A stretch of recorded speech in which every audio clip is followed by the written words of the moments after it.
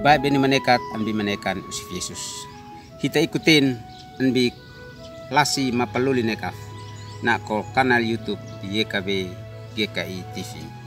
Natiat nen anu isneno mabeti anbi renungan wasiat. Leni nakanak nek mahoy. Mabeti ay masoik anbi ulna Paulus insulat neo toknino bi 2 Korintus nakasio ela mese talantia wasamni.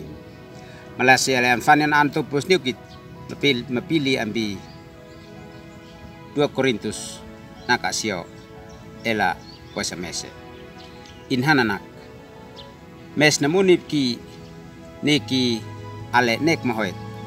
Mames na fena ki neki nek amnilat manek malinat niu isneno.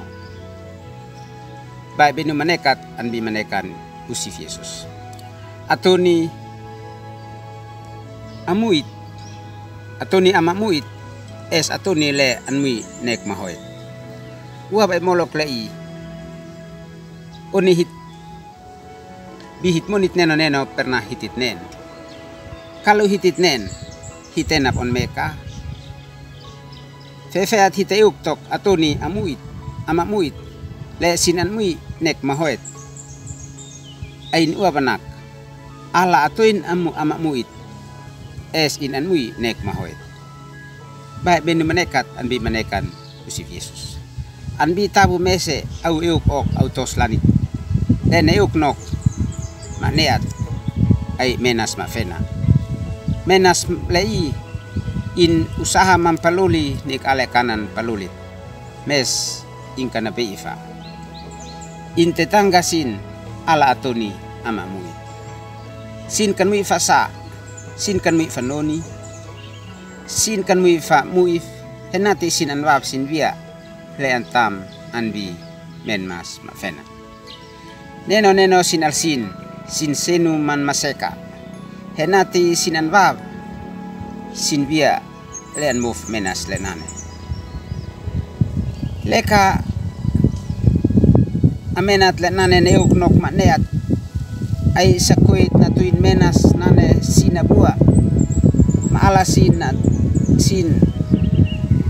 matuntakun esnok es sinahanan nahat okete sin anhao sinan fena na binok noka nenon ma sin ansa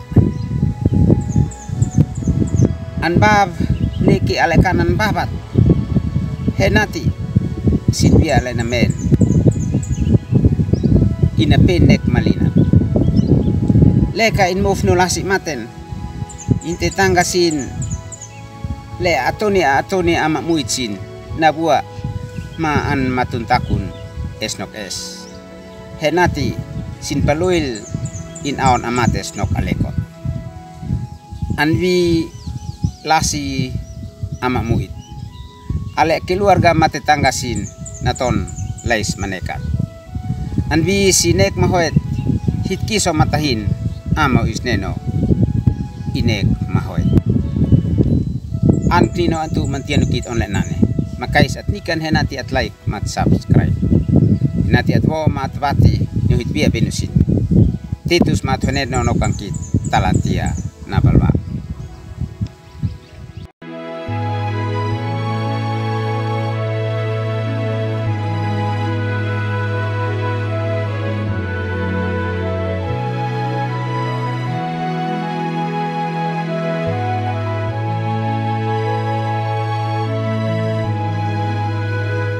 Sahabat, mari dukung pelayanan dan pekabaran Injil melalui YKB dengan membagikan link acara ini kepada sebanyak mungkin orang.